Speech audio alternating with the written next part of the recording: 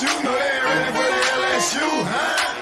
They ain't ready for the LSU, no, they ain't ready for the LSU. We the best in the league if you looking for talent. LSU going hard, but we beat Alabama, then we going out to Florida. Drown the Gators, everybody getting bucked when we step in the stadium. This is the LSU anthem, you know it's a hit. You don't know another rapper two-step like this. See me screaming out the window, yelling purple and gold. I'm an LSU fan, girl, you know how we roll now.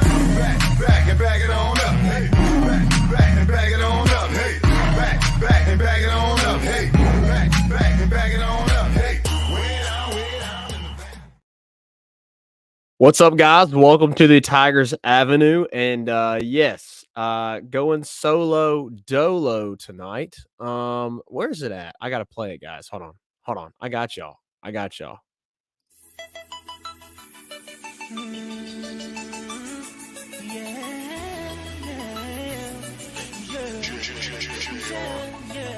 I'm feeling like a star, you can't stop my shine. I'm floating cloud nine, my head's in the sky. I'm solo, I'm riding solo. Anyways, I know y'all enjoyed that a lot.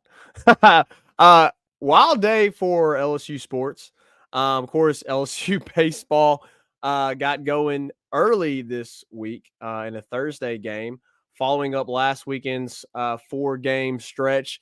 They have another 4-game stretch this weekend starting today. Of course, we will preview that tonight.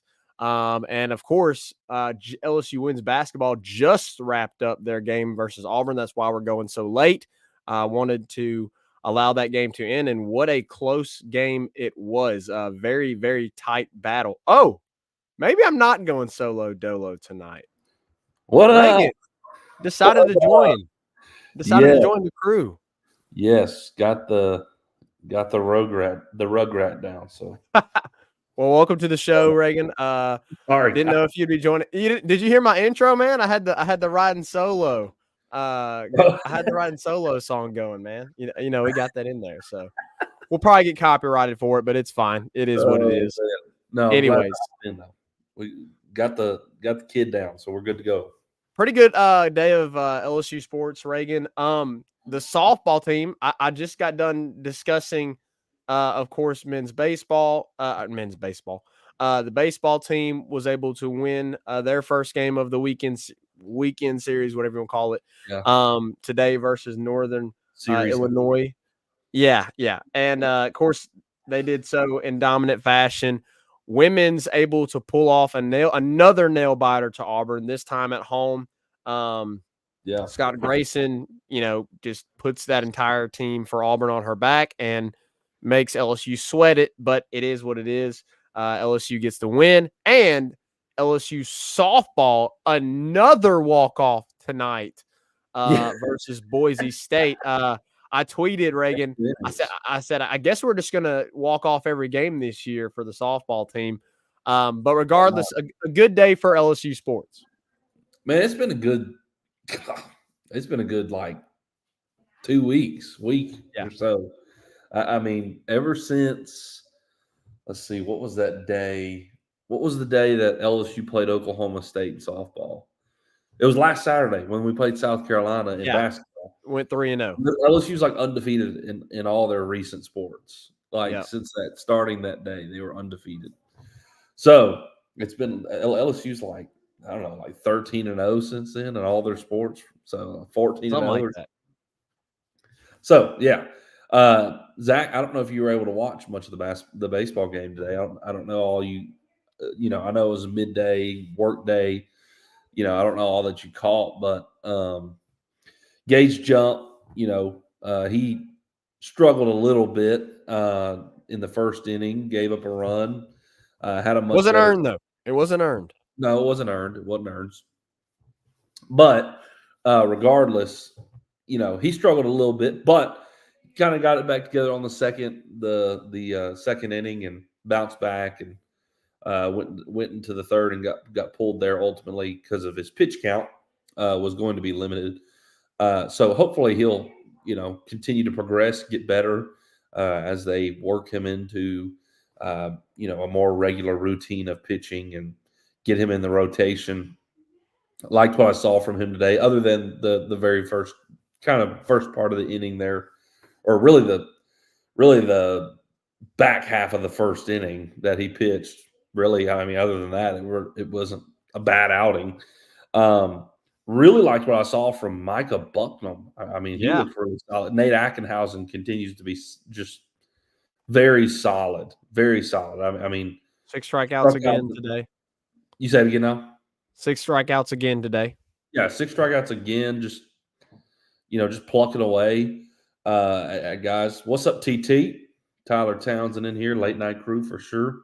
But Zach, man, the bats came alive today, and Tommy White kind of working his way back in from his shoulder surgery, a little bit behind everybody else. Didn't get to play fall ball. Finally gets his first homer. Paxton Kling absolutely launched a home run. I mean, immediately you knew it was gone. Yeah. Michael Braswell, we talked about him and him struggling a little bit. Finally, kind of showed some life today at the plate.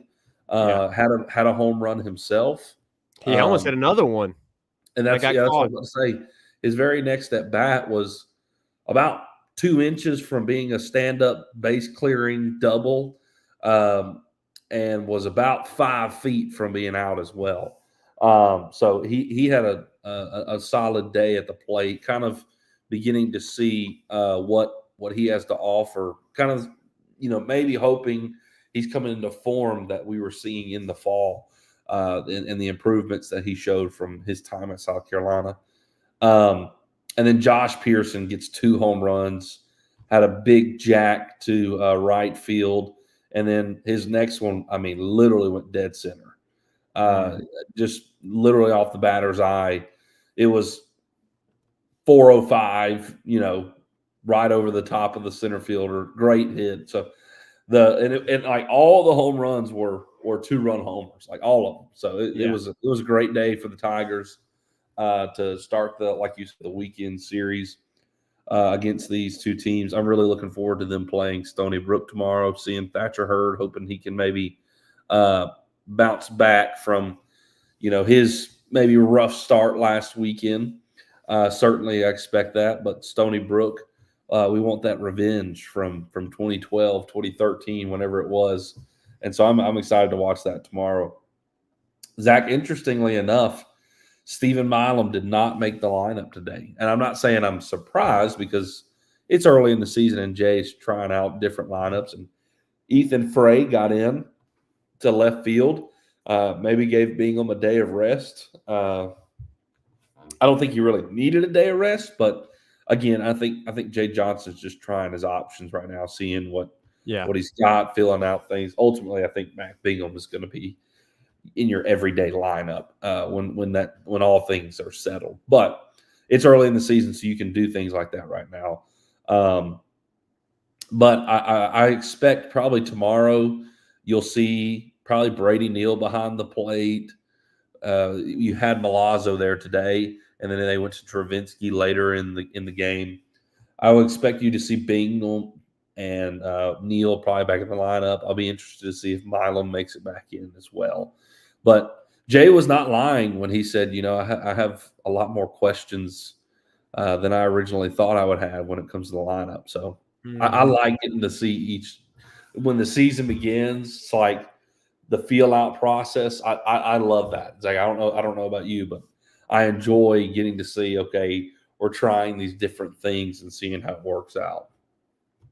Yeah, I agree with you. And, I did find it really interesting, what we saw today with the lineup. Obviously, Ethan Vray getting inserted and Stephen Milam, not getting a start. So Right. Jay's definitely tinkering right now. But, I mean, ultimately, you made the changes and LSU went out there and they put up 10 runs on the board. So, it's impressive that already early in the season you can throw out, different lineups with different guys out there, and LSU's still able to put up a lot of points. I understand the caliber opponent that you're playing, but early on, I think that's something small to note. That's good to see. Oh, excuse me. But Bless you. Yeah, I could feel it coming. Another thing, Zach, you mentioned the caliber opponent. you know, it. You can say, "Oh man, well, you're playing Northern Illinois, or you're playing, you played UCA and VMI this past weekend. What does it really matter?" Well, you look around college baseball, and it matters. I mean, Vandy has now lost 2 games, lost to uh, oh, I can't. I'm drawing a blank now. They lost to Florida Atlantic, and then they lost their midweek game. Was I it believe. UNC Ashboro or something like that? And then Wake Forest, the number 1 team in the country, lost to North Carolina Greensboro. State has lost to Air Force and turned around this midweek and lost to Austin P. So Arkansas lost the game in their series to James Madison. So it doesn't matter the caliber of your opponent with baseball, as those who have watched baseball far well know. Anybody can beat anybody just about any day. And UCA, pushed LSU a couple times this weekend. And so you got to come ready to play every day, especially early in the season, or you'll get caught off guard by one of these teams that will surprise you. So regardless of the caliber opponent, Zach, they need to come out with the right mindset and play the game, or you wind up like the number 1 team in the country, losing a midweek game to UNC Greensboro. Yeah. So, yeah, absolutely. There was a lot of good things from today. Obviously, the long ball played a huge factor. Josh Pearson, as you mentioned, he had 2 home runs on the day. Paxton Kling finally got on the home run bandwagon. Tommy White finally got his first home run of the year. Micah Braswell got his first home run of the year. So a lot of positive things, but overall, Reagan, I really liked what I saw from the pitching staff, as you mentioned earlier. Ackenhausen, he pitched 62 pitches. He had 6 strikeouts, only gave up 2 hits, 1 earned run. Struggled a little bit with the command. He did give up 3 walks, but he was able to extend for you and put up zeros on the board, which is extremely beneficial, especially when you're trying to work a guy like Gage jump along. I think that worked out very well for LSU, and you're going to have to work Gage jump back. He can probably go as far as 3 innings at most. He went 2 in the third, and you have Nate Ackenhausen there to just be able to eat up a lot of innings there, and then you can bring in some guys to close it out. And I agree with you. I think Micah Bucknam looked really good. He was all in the strike zone. I think he pitched 31 pitches, 21 of them were in the strike zone, something like that, and went 2 innings for you. Didn't give up any runs or anything like that. I think he only gave up 1 hit, had 4 strikeouts, which is very impressive. To only pitch 2 innings. So, it's needless to say, but this staff continues to prove how deep they are as far as pitching. Yeah. And Aiden Moffitt even pitched today and pitched well. Nothing like just incredibly impressive, but he went out there and did his job. Didn't give up a hit. He was supposed to do. So that's encouraging as well. But Zach, I will say the one thing that concerns me so far through 5 games is certainly the walks have been up. And as of right now, and again, I don't want to downplay the opponent by any means, but considering your opponent, you've been able to work around those walks, and it hasn't hurt you as well. Whereas in SEC play, you're walking as many guys as we did this past weekend and into today. They can really make you pay in the SEC. I mean, I think, Zach, they had over 30 walks through 4 games the past weekend, and then you added more, today. That's a bit of a concern. You did have, Cam Johnson, who, as a true freshman, came in his first time and walked like, I don't know, what was it, like 5-6 batters in 2 innings or something like that. And it didn't really affect you because it was an absolute blowout of a game. So maybe there's overthinking it a little bit there, but the number is definitely higher than you would want it to be this early in the season. So certainly that's something I think we need to watch for moving forward. You want to get that walks number down. Certainly don't want to give free bags to lesser opponents and give them an opportunity to steal one from you. You really want to keep building on what you've been doing, building momentum as you go into, a tougher schedule later on down the road. Sure. We'll have this weekend, 4-day series to prepare again, kind of get into season mode. And then next weekend, you're headed to Houston and you got to play Texas. And I think you play Houston as well. So you're getting into the thick of the things, next weekend. And you start kind of diving in, heading out to the Shriners Classic. So I always love the Shriners Classic when we play it at Minute Maid Park. I think it's an awesome venue, an awesome event that's hosted early on in baseball season. And I really hope that we can go and I'm trying to think. The last two times we went, we didn't have the greatest showing. Like I think we went 2 years ago, and the beginning of the season we played Oklahoma, and Jordan Thompson had a walk-off home run in extra innings against Oklahoma, and then we lost our next two games. Yeah, and then Kramer, I think it was actually the 2017 season. We went there, and Kramer had a great play against Baylor where he was diving into the foul line and made a catch. But we lost 2 games while we were there as well.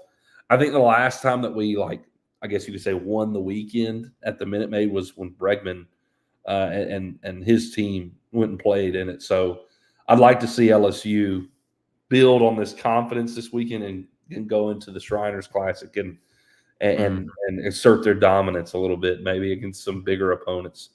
I can't remember the schedule entirely, but I know we're playing Texas. I know we're playing the Longhorns. So a good challenge early on in the season that we can look forward to, Zach. For sure. And but great game today. A lot of power. Very encouraging again. We'll see, obviously Thatcher Hurd will go tomorrow. We'll see Holman on Saturday, and then Sunday is TBD.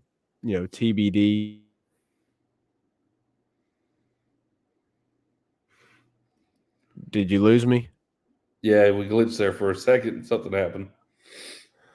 It's been a little crazy day. To chase a rabbit real quick. I mean, all the cell towers were down, no AT&T, no Verizon for half the day.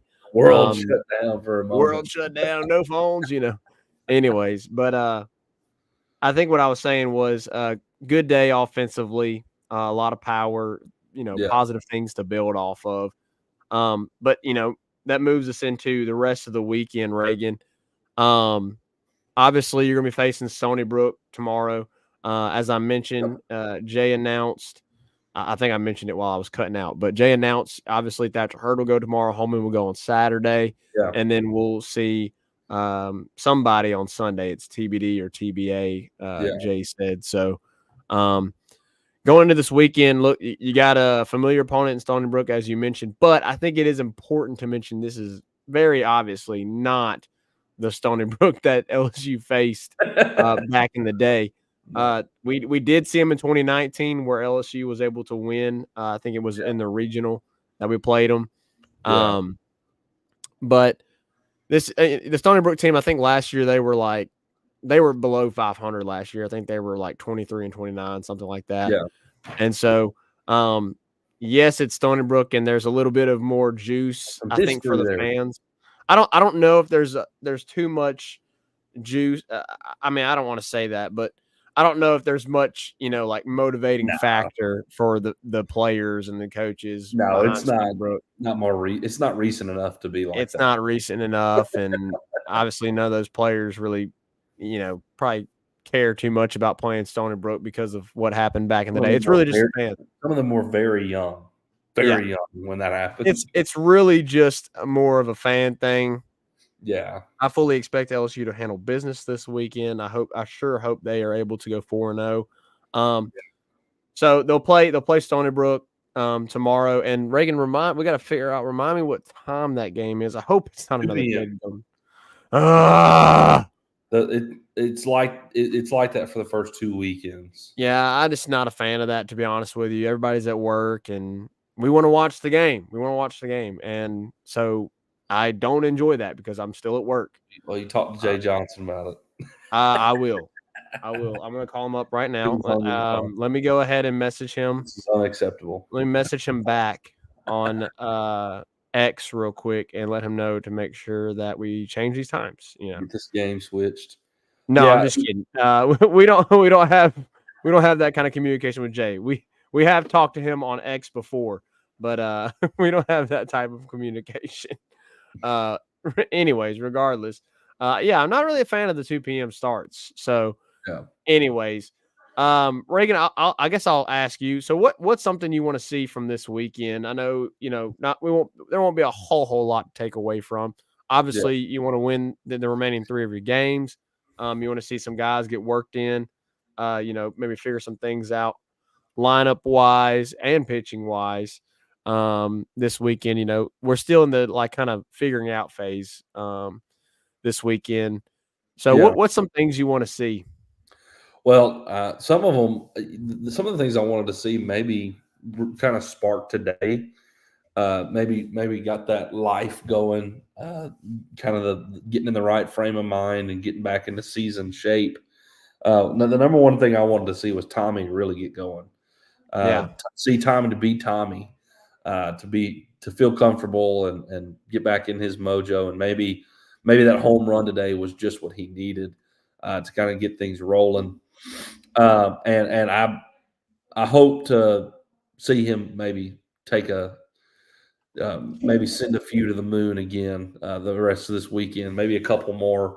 I also wanted to see Michael Braswell get going, and the home run was nice today, but I'd like to see him just string some hits together, have like a 2 out of 3 day, a 3 out of 4 or something like that, and get him maybe rolling to where he was.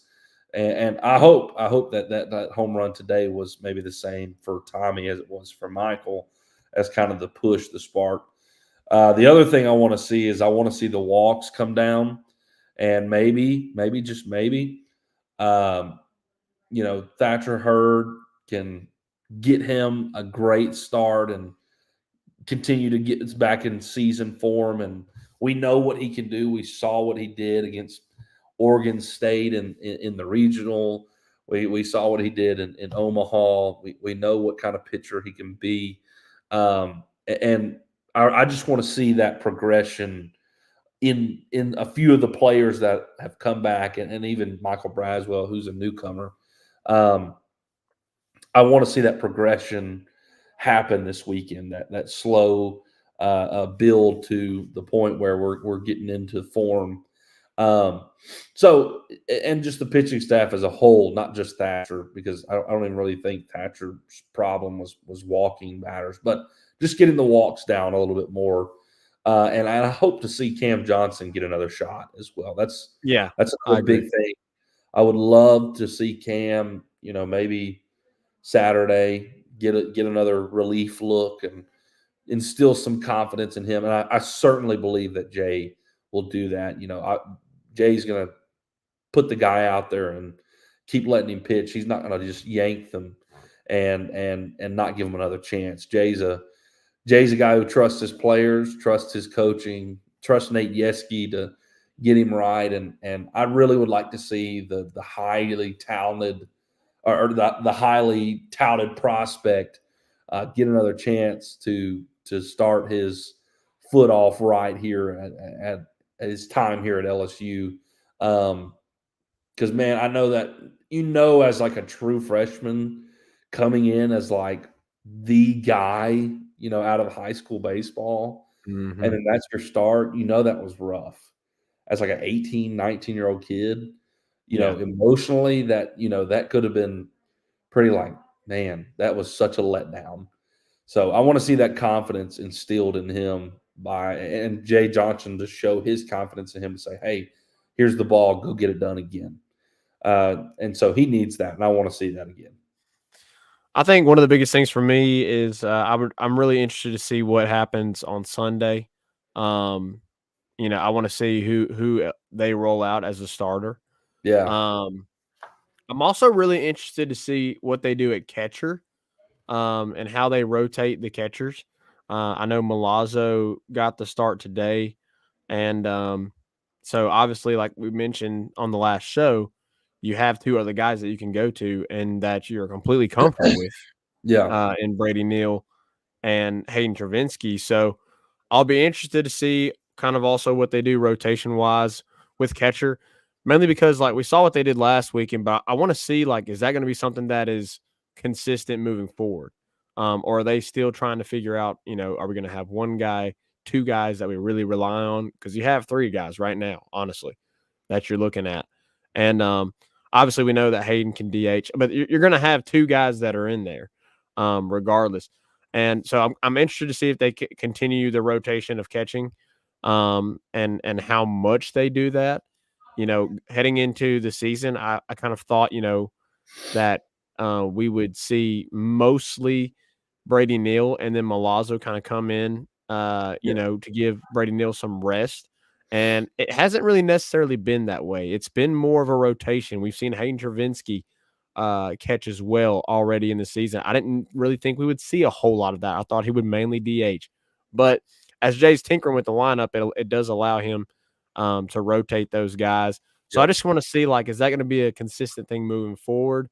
Um, or are they going to try and stabilize themselves between the DH and the catching position? So we'll find out. I'm right in line with you in regards to wanting to see Micah Braswell and also Tommy White, both of them succeed this weekend. Obviously, that's going to take a little bit of time for Tommy coming off the shoulder surgery. So we'll see how he does. And then, I want to see other guys continue with their success. I thought Mac Bingham had a great weekend last weekend. He didn't get to play today, but I assume he'll be back out there tomorrow night. And so I want to see him have continued success. And Jared Jones had a great weekend. He did have a hit today. So we'll see as this weekend progresses, and it's early, but there's a lot in this time to be watching and observing with this team, because it's these games that are very early on in the season that are going to set the tone for what is to come in the postseason. And we'll think back, and we'll think back to those times. Oh, hey, and I'm not saying this is the case, but we'll think back. Hey, remember when Stephen Milam emerged, and we really weren't talking a whole lot about him, and then he had an amazing weekend, and now he's in the starting. I'm not saying that's what's going to happen, but just a hypothetical. You think you can think back to these moments, and this weekend, there's going to be some moments where we may look back to, and we're like, oh, yeah, it was that weekend where this happened, and it led to this player, or or this lineup, or whatever, or this role for this pitcher, whatever the case may be. So yeah, early on, a lot of filling out. We'll see how the weekend goes. Zach, Hopefully I gotta LSU ask- can stay hopefully LSU can go undefeated, yeah, and they absolutely. can continue their rise in the rankings, since Wake Forest Absolutely. lost to a really crappy team in the midweek. But anyways. Yeah, I think a few polls come Monday. If we wind up going undefeated, I think few polls will have us at the number one spot. Maybe not Yeah. all of them, but a few. Zach, I had to ask, did you see today, which I know you didn't get to watch it as much, but did you see the bat that Hayden Travinsky was using? Did you see it? I did not. I'm gonna go back. I literally have not had the time to even watch the highlights. So before I go to bed tonight, I'm going to watch the highlights, because I know Wheels has probably already released Yeah. a highlight video. So I'm 100% Well, going back and watching it. I don't know if you'll see it on the highlight reel because I don't think Travinsky got a hit today, but he has this bat that is like a number 2 Ticonderoga pencil. Like it's yellow with like the little green metal The piece. cap. The top of it is like an eraser. Like it's Oh a my gosh. it's on. I saw it on Twitter. Like I saw it during the game today, obviously, and they were talking about it. They were like, "Oh, he's using the number 2." So you need to look it up on Twitter because I saw a couple pictures of it on Twitter. It's pretty dope. Now his last at bat, he did not use it, but when he was using it, I was like, "This has got to be the coolest bat in all of college baseball." It was quite. I'm like, who made this for him? I mean, probably Marucci. Yeah, Let's I'm be trying to honest. find it. So I'm wondering if they released it on LSU baseball's. I don't know if Uh, LSU baseball goes. Let's see. you're gonna have to show me Yeah, who. just go on Twitter and type in Hayden Travinsky. Moscona posted about it. Steven Scuccio, Harrison Valentine, Jacob Hester. They all posted a picture of him with it. Okay, here we go. Here we go. Dude, it's sick. Yeah, I It's see straight up that a now. pencil. It's straight up a pencil. That's kind of cool, man. That's really cool. That Yeah, is an I like that a lot. interesting bad design. Man, But cool regardless. I wanted him so badly to hit a dinger with it. Like I wanted everything within me was hoping that he would hit it out with that bat. Didn't happen today, but I want to see some point in this season a nuke get launched with that bat from Hayden Travinsky. I mean, that's that's got to be one of a kind. I haven't seen any bats like that anywhere else. You know what it reminds me of? It reminds me of old Greg Dykman and his lightsaber bat. Oh yeah, You know, yeah. everybody called it the lightsaber. His The lime green. lightsaber. Yep. Man, shout out to Greg Dykman. What a guy! I loved him. I love him playing on the 2017 team. Man, he was phenomenal. He really was. Reagan, we do have some comments. We Yeah, can get to absolutely. them before we take a break. Carl Dunn's. I'm guessing this is who we're playing in the The classic, Houston. Yeah, yeah. the Houston Classic. Yep. Texas Friday night, ULL Saturday, and Texas State on Sunday. Yeah, so that's a very winnable weekend for Yeah. LSU for sure. It's not as stacked as it normally is, so I'm a little disappointed. But yes, Yeah, it's usually more stacked. You're usually playing a lot of Power 5 teams, Yeah. Power 5. It's Oh, a little good. bit different from baseball, but you know what I mean. Danny Girl said softball has me on my toes nonstop. The pitching for Boise State was solid, and our girls could not get the bats on fire. Yeah, the pitching for Boise State was really good tonight, and yeah, I agree with you. They are keeping us on our toes, but And- really good start for the Tigers. I mean, you played some Undefeated. big games. You played 2 ranked teams to start the season. You played Boise State, who was a good team, and walk off 3 games in a row. So we'll see what other fireworks the softball team has in store. Yes, you struggled a little bit with the bats tonight, but you got the hits when it mattered. Well, Zach, right? I will say this. I will say this about tonight, and this may have been the struggle a little bit, is Tiger Park was a little dead tonight because of the basketball game that was Yeah. going on at the PMAC. I flipped over to the game and watched the extra innings because I knew there was plenty of time left in the basketball game, and I just watched the end of the basketball game after the softball game ended.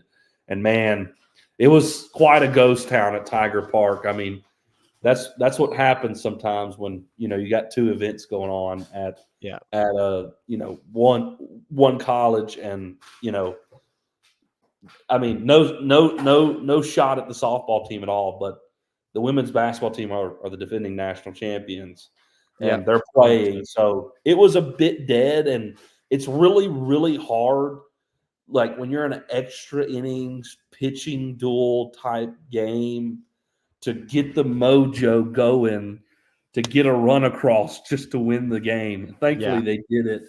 But had the normal crowd been there, Zach, I think it would have been over with a lot sooner. I think the park being so empty was playing a factor into that because man, it was quiet, Zach. Either way, LSU softball able to get the win and remain undefeated early on in the season. Absolutely. Danny Girl said yes, 13-0 since last Thursday. So LSU sports has been dominant. Anders Lee, our dad, is in here. He said, "I say let's get the beat down revenge on Stony Brook." Haha. Of course, that's what all the fans want for sure. I'm hoping we can beat them down. as well.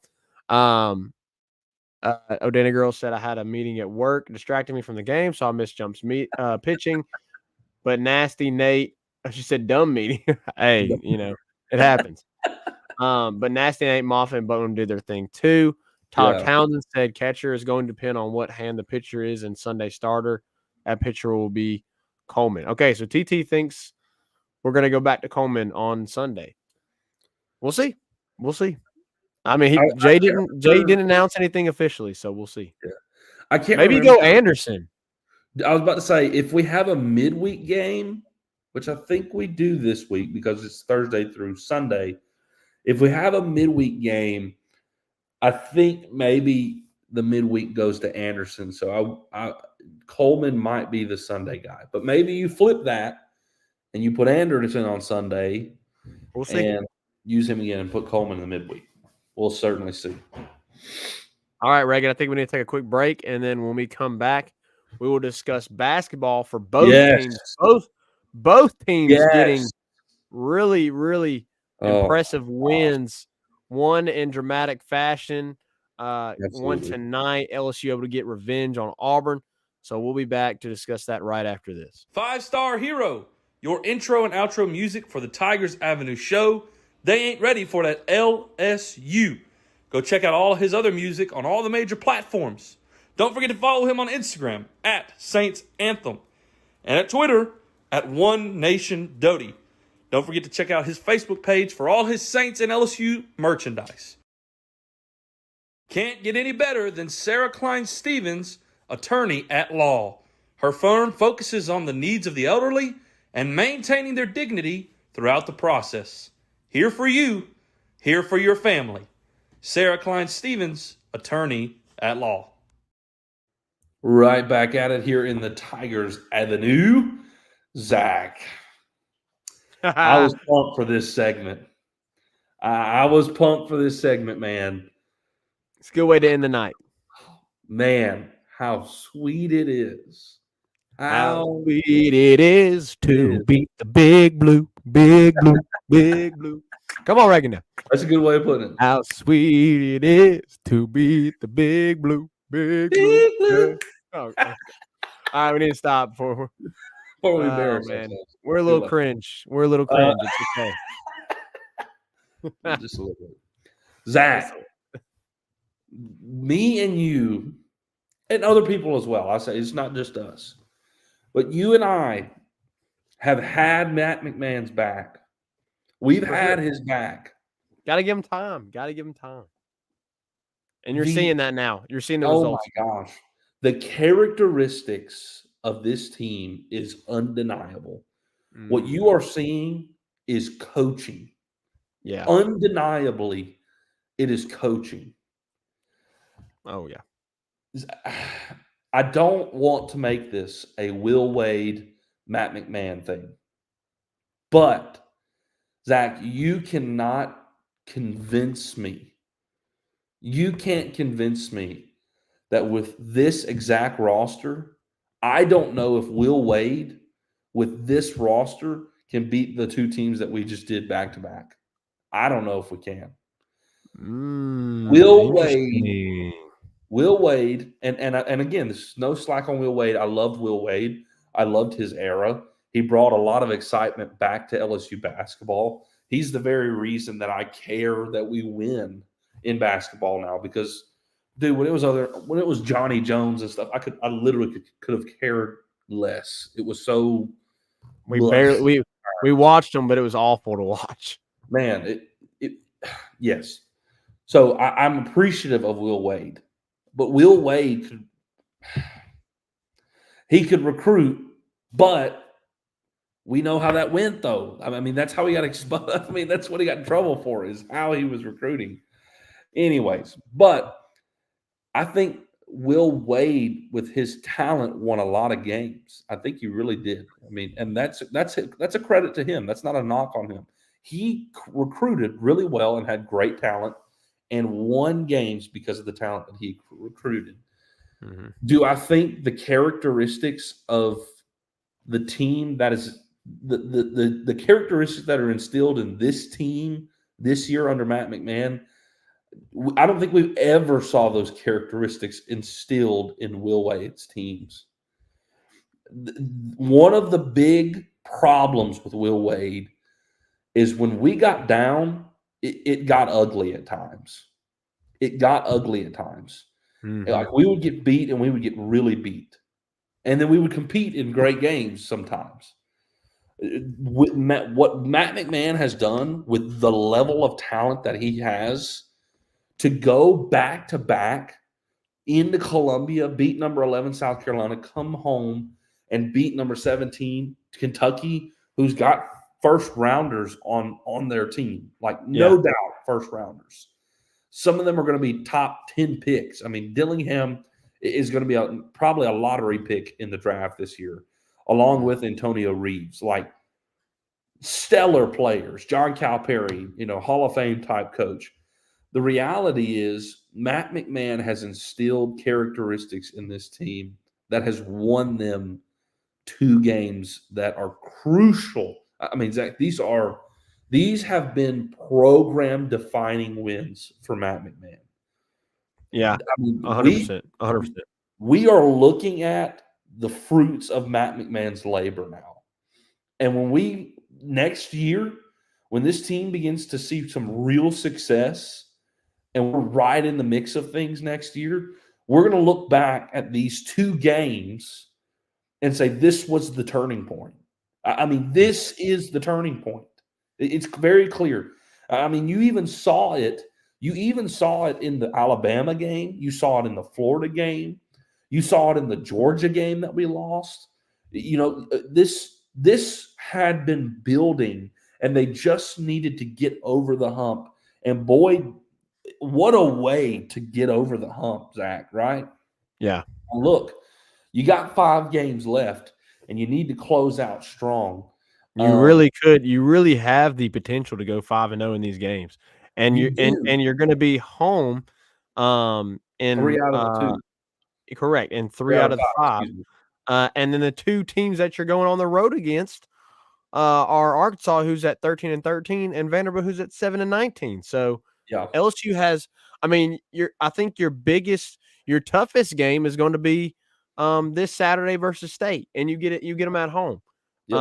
And obviously, the last time that they played State, which have they played State? I think they played State. No, they have earlier. not played State. They haven't played. Okay, they haven't played State No. yet. I wasn't sure 100%. So but you get a chance to play them at home. You're going to host Georgia, try to get a chance to get revenge on them after losing the heartbreaker in Athens. You go on the road against Vanderbilt, who's not a good team. You host Arkansas, who hasn't been good you go to Arkansas, who obviously has had their struggles this year, haven't been good. And then you get to host a really bad Missouri team as well. So LSU has a chance to finish this thing. They're going to be favored in probably. They're probably going to be favored in all of these games. State might be favored in this game, this upcoming Saturday. But outside of that, yeah, State's favored. But it's a slim margin. And I don't see any over unders yet. It may swing. But the ESPN Analytics has Mississippi State has a 53.5% chance to win. So I'd like to see the points. I'd like to see the points. Yeah, it'll be interesting to see the point spread, especially with LSU coming off these 2 wins. Maybe you're right, Reagan. Maybe the point spread does lean LSU. We'll see. But if LSU's able to win the remaining 5 games, that would be massive for Matt McMahon and this team heading into the SEC tournament. And then no telling what they can do in the SEC tournament when you're riding the momentum like they could be if they're able to finish strong here with the remaining 5 games. Regardless, the game last night was incredible. I have been high on Tyrell Ward for the entire season. And dude, Tyrell Ward has just been absolutely phenomenal. He got the start last night. He got 17 points for you. Obviously, he had the game winner. You're still without Jalen Cook. Yep. Blake Baker didn't have an outstanding game. He only had 8 points. Derek Fountain had a good game. He did have a good Yeah. game. Got a start, had 9 points. Jordan Wright just continues to be extremely consistent, and as you mentioned, that veteran stronghold. Trey Hamill. LSU really, I mean, Reagan, really early on in the game in the first half and even in the second half, it was just like they were just trading blows from the 3-point line back to back. Yeah. LSU was almost at 50%. They shot 45% from behind the arch, 9 of 20. Kentucky was 8 of 20. Like, it was just like three-pointer, back to like three-pointer. I mean, it was a really, really exciting game. It was a nail biter the entire way. Yep. It ended as a nail biter. And yeah, Reagan, it was, I was able to, I watched part of it. Last night, I was able to watch all of it on the highlights. Again last night, later on in the night. And yeah, and a really exciting game. And as you mentioned, Reagan, I think I'm 100% with you. This is a program builder. It's a moment. It's a moment in the Matt McMahon era where you look back and you go, was a turning point, not just in this season, but in the program. Oh, absolutely. Without question, it is. Because this is where they were for several games, but just couldn't get the shot to fall. Yeah. They couldn't get the foul called like they did in South Carolina, or the jump ball that they needed to turn the ball back over, get the ball back with a chance to win and take the lead against South Carolina. Yeah. The resiliency of this team has been unbelievable. Unbelievable. 3 straight games, you have gone down double digits and brought it back. Now, against Florida, you were down 20 and brought it back. Ultimately, you lose that game literally at the last shot. You have a chance to win that game, but it doesn't go your way. But then the next game, South Carolina, you're down 16. You come back, you win that game. You're down 15 against Kentucky, second half. You come back, you win that game. There is resiliency. There is toughness. There is tenacity. And those are not those are taught traits, right? Like those are things that are instilled within you in coaching. Yeah. That you don't quit when it gets down, right? Like you don't give up because we're down 15. You stay the course. You stick to the process. You stick to the plan that we've laid out, and you keep pushing. And man, it's like they turn on a different gear when they get down like that. It's just they find something new within them. The veterans, the guys you need, step up. Jordan Wright with the 2 big 3 shots when we were down and the deficit got cut into. Trey Hamill locates Jordan at the top of the key on the inbound from underneath the basket, finds him. Jordan hits the shot. Jordan recognizes that Kentucky's not stopping the ball when he's coming up the court on the very next possession. Top of the key again, 3-point shot, brings it back within 2. Crowd goes nuts. And by the way, Matt McMahon finally got a crowd that he deserved last night. I mean, that was phenomenal for him. Storming the court. Like, I'm so happy for him. Yeah. Because man, he's been in the trenches. Dude has been in the mud with these guys in the lowest of the low, just battling, just pushing. And man, it feels like they're crawling out of it. It feels like they are. It has made this so much sweeter, right? Yeah. Like what we have been seeing him working towards has made this feel so much, more significant. And somebody tweeted out the other night that Matt McMahon's got this thing headed in the right direction. You just beat South Carolina, you just beat Kentucky, and oh, by the way, he's got 2 top 60 prospects signed that are going to be on your team next year. And by the way, your 2 best players last night were Matt McMahon's 2 first signees, Tyrell Ward and Jalen Reed. Yep. Mike Williams. And those are 2 guys that you are likely to get back next year. You're going to have Jalen Cook back. You're going to have those 2 guys back. You got the 2 guys coming in. Mike Williams.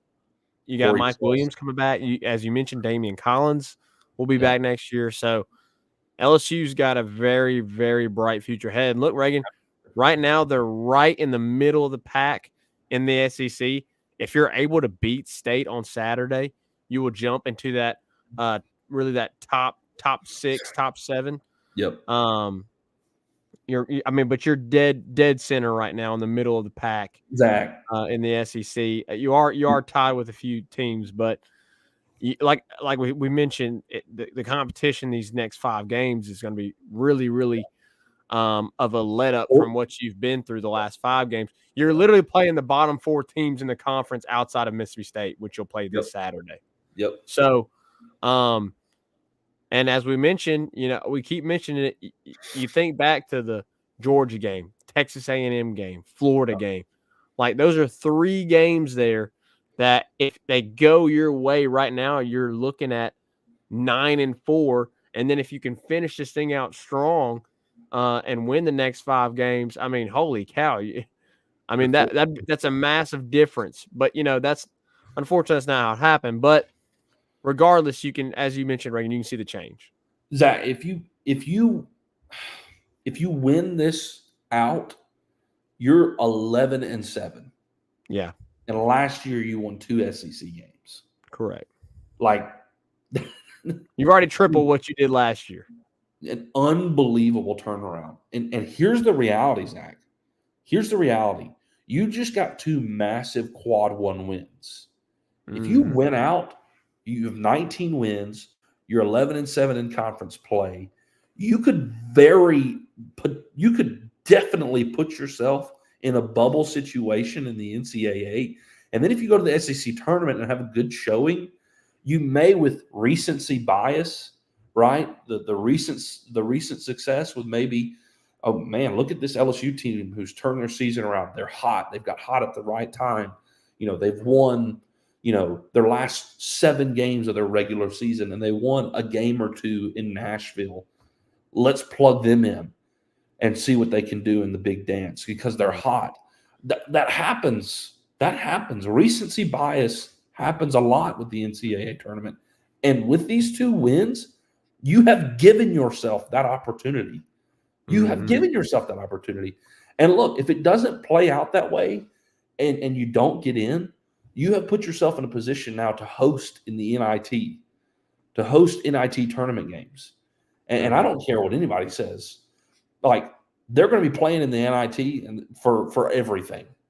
Matt McMahon's going to be having this team playing for the NIT championship.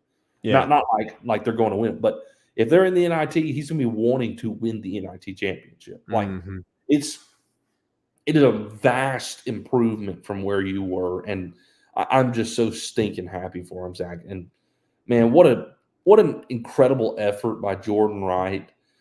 You get blocked, you stick with the play, you lob it up.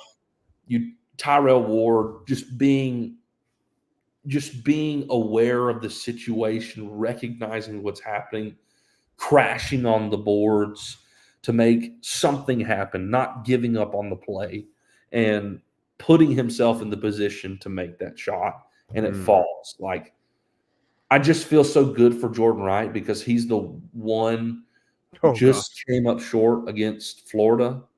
And then the next 2 games, the next 2 games, LSU beat South Carolina because Jordan Wright drew the foul and got the free throws. He knocked them down. The next game, Kentucky, number 17 in the country. Yes, he got blocked, but he stuck with the play, made the pass to get it to Tyrell. Just he didn't give up on the play after he got blocked. I'm just so pumped for him, Zach. I can't say that enough. And I'm thrilled about the future of LSU basketball. And if you cannot recognize that, you're blind. You are absolutely blind. Carl Dunn said LSU versus Leaf in the NIT. Let's go. That would be a storyline. Oh, man. I really don't want it. I don't think I want it either. That would be nauseating. That would be absolutely nauseating. Oh, gosh. Yeah. The media would eat it alive and the fans. But anyways, regardless. So moving on to women's basketball, Reagan. Absolutely. Tonight, obviously, they wanted to get revenge on Auburn, and ultimately they did, but it was not easy, man. It was a tight ball game the whole way. There was moments where LSU looked like they would pull away. I think at one point they were up 10. There might have Yeah. been another point in there where they were up more. I can't correct me if I'm wrong, chat. But They there were was up 2 at moments. half. Yeah. Flage hit the 3 right at half, and that kind of carried into. Yeah. Yeah. But really, the storyline is LSU in the game at Auburn and in this game, they just could not. They just haven't been able to stop Scott Grayson. I mean, No. Scott Grayson has been a phenomenal player. We know she played with Kim Mulkey at Baylor, transferred to Auburn, and she has been a workhorse for them. 28 points tonight. I forget exactly how many points she had against LSU whenever it was in the jungle, but I know she had a phenomenal game against them in the jungle. But ultimately, LSU is able to pull it off. Last year, Poa hit some massive free throws at the end. Yep. I will continue to say this. Last year, Poa, no. Is she a quote-unquote star on this team? Is she a starter? No. But she is the grunt worker behind the scenes Crucial. that is extremely crucial in the show. We'll do like LSU, who is extremely crucial in the production of the show. That is LSU basketball, and so I've been extremely impressed with her, this season and the job that she's done. No, she's not going to flash you with the stats, but tonight she had 13 points and she hit those free throws at the end when you just really had. I mean, look at the difference, Reagan. Auburn had some critical missed free throws there at the end of the stretch, where last year Poa was just absolute nails, nothing but net, and her 4 free throws, and so that was massive by her. Angel Reese, 25 points, 20 rebounds. Holy cow, 20 and 20. Angel Reese continues to be dominant. Queen. She's the double-double queen. Anissa Morrow didn't have a great night. She only had 5 points, 5 rebounds. Michaela Williams didn't have a great night. Flage Johnson did have a good night. And, I mean, she only had 11 points, 6 rebounds, but she made a huge impact in the game. Got a little hairy there late in the fourth quarter when she went down and was limping off the court and had to go to the locker room. You cannot afford another loss injury-wise for this team. Yeah. If no, you can't. have another It's injury, if you have, I'm being serious. For those that are watching, those that will listen on the audio podcast, if you have another injury to this team, it is going to be detrimental. Like, it's going to demolish you. So you have to be careful to stay away from the injury bug the rest of the season and into postseason. Because if you have another injury, it'll kill this team. It'll be rough. To be honest, just to definitely be rough. brutally honest.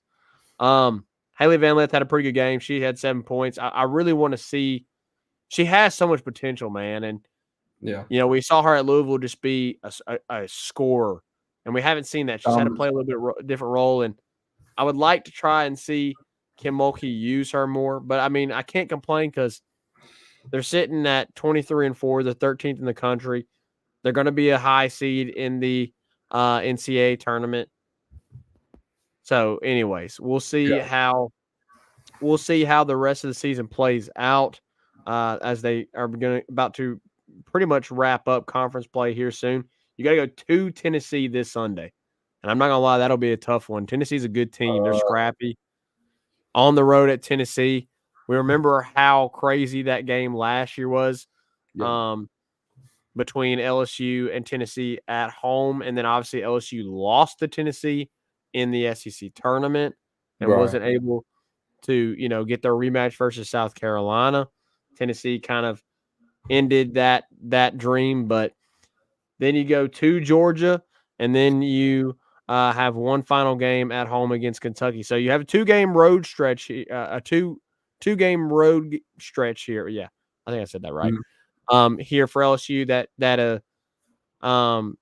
is very doable for them to go 2-0, but is not going to be easy before they end the regular season against Kentucky at home. I do expect them to go 3-0 the rest of the way. Outside of that, Reagan, the only thing I'll mention about tonight that I also was really happy with is you got some good bench points. You got some good bench points from this team, which you just really haven't had a whole lot of this season. I mean, you had 19 points off the bench, and that was only 2 players. Alea Del Rosario gave you 6. Last year, Poe gave you 13. And like I mentioned earlier, her free throws at the end. So 3 more games, Reagan, and then we prepare for the SEC tournament. They'll be the 2 seed. I fully expect them to be the 2 seed, obviously only behind South Carolina. And they'll have a chance to get revenge, hopefully against South Carolina again. Ryan's in here. He said, Poa is my hero. Those refs suck. They did have some pretty. I thought Mulkey was going to get tossed there for a second. I thought she was trying to. There for a second. Yeah, it was rough. Dell is going to be a force in the next few years. She's just scratching the surface. Yeah, I think so. I think there's definitely some improvement there. I think she needs to work on her footwork a little bit. But obviously she's a freshman, so there's a lot of way to go. Yeah. We saw the step, year 1, year 2 that Samaya Smith showed at the beginning of this year. Would love to see that out of her next year. She certainly could be dominant. Certainly could. With her size, and she could be crucial in the next few years, especially when Angel Reese departs, if she does this year or not. Obviously, Angel, NIL-wise, is not hurting, probably making more money. Yeah, she probably – I think she'll stay next year because she'll probably end up making more money staying in college than she would the WNBA. Absolutely. So, yeah. All right, Zach. We get to you've gotten the most of the comments already. Yeah, we've covered the comments. Appreciate all you guys for coming in here, commenting, and hanging with us, even though it was a late night. It was a good show. We'll be back at the beginning of next week to discuss the rest of this weekend of baseball and what transpires this weekend. Really excited to see the pitchers and Thatcher Hurd tomorrow. Hopefully he can bounce back and this train can keep on rolling, stay undefeated this weekend. And we'll discuss it all here next Monday in the Tigers Avenue. We'll see you next time. 5-Star Hero, take us out. Peace. Who that 5-star? And the LSU Tigers, LSU Tigers.